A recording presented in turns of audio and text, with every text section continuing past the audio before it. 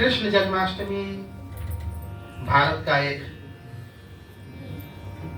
बहुत ही पसंद किए जाने वाला त्योहार है। एक ओर से त्योहार ही कहना चाहिए, क्योंकि इसको इतने धूमधाम से घरों में मनाया जाता है और विशेष रूप से काशी बनारस तो पूरा कृष्णमय हो जाता है। हो भी क्यों ना,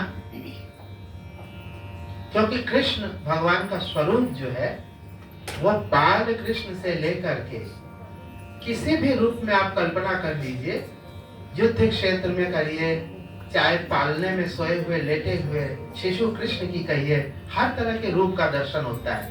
कहीं वे बांसुरी बजा रहे होते हैं तो कहीं सुदर्शन चक्र चला रहे होते हैं, कहीं पर रथ के सारथी हैं तो कहीं राधा के साथ प्रेम करते हुए पाए जाते हैं।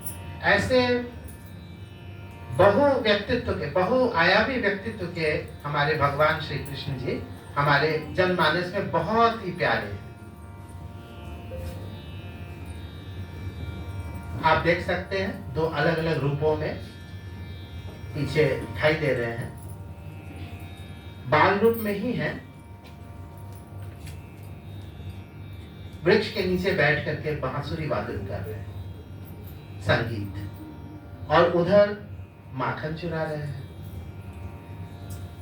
जीवन में अगर ये दो चीज मिल जाए तो तीसरी चीज की जरूरत ही क्या है?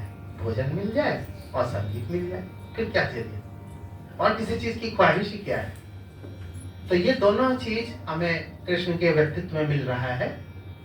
कृष्ण हमारे सखा है, कृष्ण हमारे बाल रूप में, हमारे बालक के रूप में है, कहीं हमारे पिता के रूप में है, कहीं राजा कृष्ण है, कहीं पर धेनु चराते हुए, गाय चराते हुए भी दिख जाते हैं। अलग अलग रूपों में उनके, कोई सखियां उनको अपना सखा समझती हैं तो कोई माँ उनको अपना बेटा समझती है। अलग अलग इतने सारे रूपों को समेटे हुए कृष्ण का आज जन्म दिवस है। और इस जन्म दिवस के उपलक्ष्य में, जन्माष्टमी के उपलक्ष्य में हमारी आज की यह सभा है।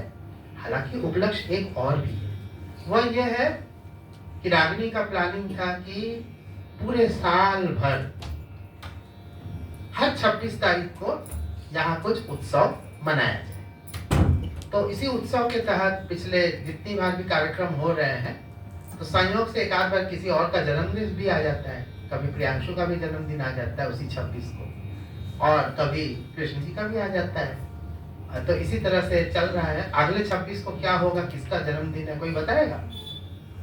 26 अक्टूबर पड़ेगा? नहीं, 26 सितंबर। किसी का है तो नहीं? 26 सितंबर किसी का 26 की डेट का बर्थडे हो तो करवा देना, बता देना पहले, उसका गायन रख दिया जाएगा। हाँ, ठीक। नहीं, उसकी ओर से नाश्ता कर लेंगे। तो आज इस पावन दिवस पर, जबकि घरों में सजावट की गई है, कृष्ण जन्म से संबंधित छोटी छोटी मूर्तियां लगाई जाती हैं और तरह तरह के श्रृंगार किए जाते हैं, माखन के भोग लगाए जाते हैं, कहीं पंजरी, कहीं माखन, कहीं कुछ कुछ। और इसी तरह सारा छोटे छोटे क्रियाकलापों के माध्यम से हम कृष्ण के प्रति अपना प्रेम प्रदर्शित करते हैं, क्योंकि कृष्ण कुल मिलाकर के प्रेम के देवता है। आज हमारे समाज में जिस चीज की जरूरत है वह है प्रेम की। प्रेम किसी व्यक्ति विशेष के साथ भी हो सकती है, किसी चीजों के साथ भी हो सकती है। जैसे हम यहाँ पे जो बैठे हुए हैं सभी संगीत प्रेमी हैं, संगीत से प्रेम करते हैं, और साथ ही साथ हम अपने घर में अपने माँ बाप के साथ प्रेम करते हैं। हम अपने घरों में जितने भी हमारे प्राणी होते हैं, चाहे वो चराचर में जो भी हो, उन सबके साथ हमारा कहीं न कहीं प्रेम होता है। इसी प्रेम के ना रहने से जीवन समाप्त हो जाता है। जीवन में प्रेम अत्यावश्यक है। कृष्ण यही संदेश अपने पूरे जीवन में देते आए हैं।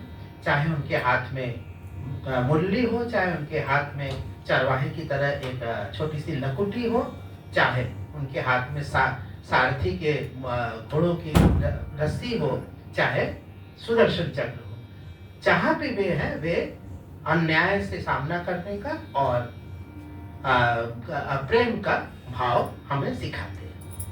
आपको एक छोटी सी कथा संभवतः मालूम होगी कि हमें कृष्ण क्यों चाहिए। बहुत सुंदर सा वर्णन है कि एक जब महाभारत का युद्ध आसन्न था, होने ही वाला था, तो दुर्योधन को भी चाहिए था कि कृष्ण हमारे साथ लड़े, अर्जुन को भी चाहिए था कि कृष्ण हमारे साथ लड़े, अर्जुन को युधिष्ठिर। दोनों चले आए कृष्ण के पास। कृष्ण उस समय विश्राम कर रहे थे, सो रहे थे। दुर्योधन बैठ गए, चूंकि उनके अंदर एक राजा भाव का अहंकार था, वे सर के सिरहाने के पास बैठ गए और युधिष्ठिर बैठ गए पैर के पास, चरणों के पास। जब वे जागे तो उन्होंने सबसे पहले युधिष्ठिर को देखा। फिर उन्होंने कहा कि ठीक है, अच्छा आप दोनों तय कर लीजिए आपको क्या चाहिए। एक और मेरी जितनी सेना है मैं आपको दे दे रहा हूँ।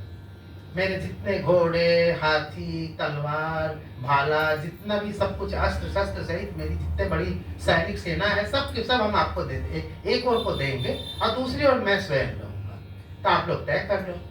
तो दुर्योधन ने थोड़ा विचार किया, युधिष्ठिर ने विचार किया। युधिष्ठिर को तो सब कुछ अंदाज था ही। जब दुर्योधन ने विचार किया तो उन्होंने कहा कि हमको आपकी सेना आप दे दीजिए, सारी सेना और सब कुछ मिल जाएगा, तो मैं युद्ध ऐसे ही जीत जाऊंगा।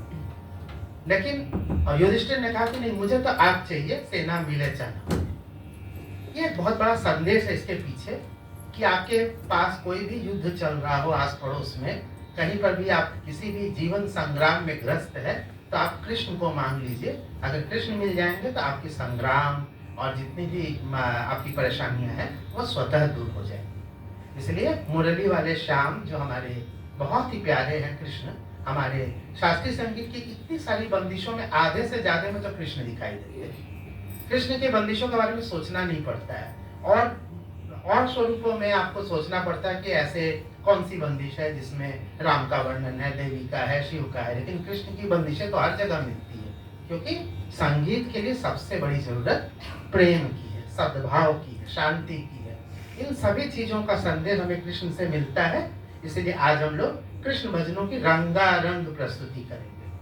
और रंगारंग प्रस्तुति में कृष्ण का कुछ रचनाएं ऐसी होंगी जिसमें कृष्ण नहीं होंगे, लेकिन ये सभी ज्यादातर कोई न कोई एक पद होंगे जो कीर्तन से संबंधित है। ऐसे पद भी हैं, कुछ हम लोग की रचनाएं हैं, कुछ कहीं के भजन है, अलग अलग ग्रुप्स में, किसी में 2 लोग हैं, किसी में 3 लोग हैं, ऐसी कुछ छोटी छोटी प्रस्तुतियां होंगी।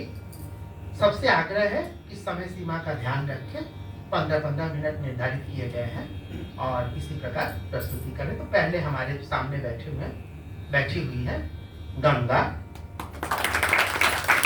अनुराग और जानवी।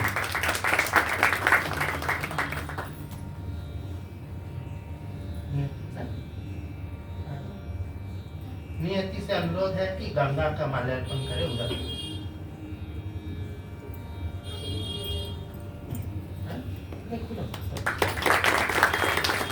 साड़ा की माला लाते ही नहीं, उनको सुलझाते भी।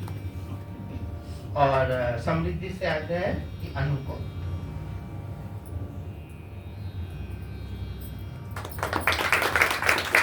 देवांग से आग्रह है जानवी को माल्यार्पण।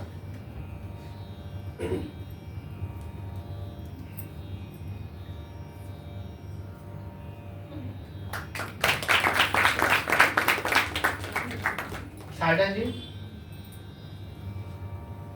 कृपया थोड़ा मंच के पास अब आ ही जाइए, जयदेव का ही माल्यार्पण कर दिया जाए। आज हमारे बीच में बहुत दिन बाद श्री जयदेव मुखर्जी हमारे बीच में उपस्थित है।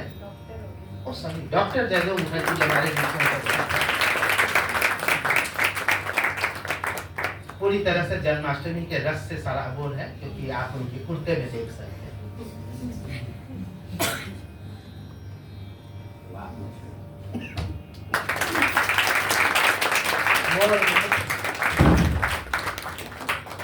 मकराकृति कुंडल साढ़े दी डॉक्टर रागिनी सरना जी का माल्यार्पण।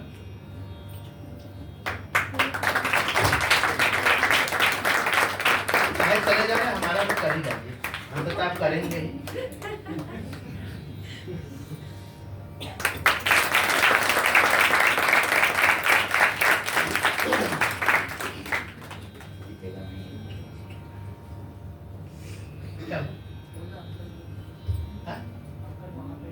बैठे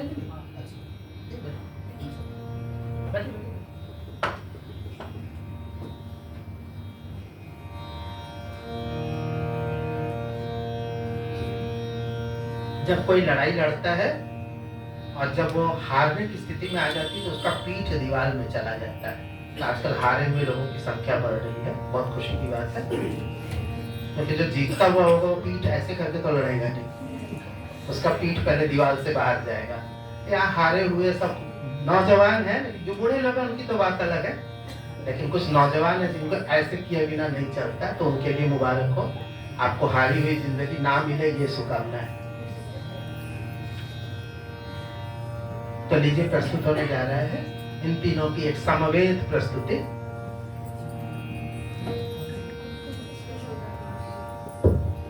परमानंद दास की एक बहुत ही सुंदर सी रचना जो मैं बचपन से सुनते गाते और सिखाते आ रहा हूँ, जसोदा तेरे भाग्य की कहीं न जाए। आज के दिन के लिए अत्यंत प्रासंगिक ये रचना परमानंद दास की।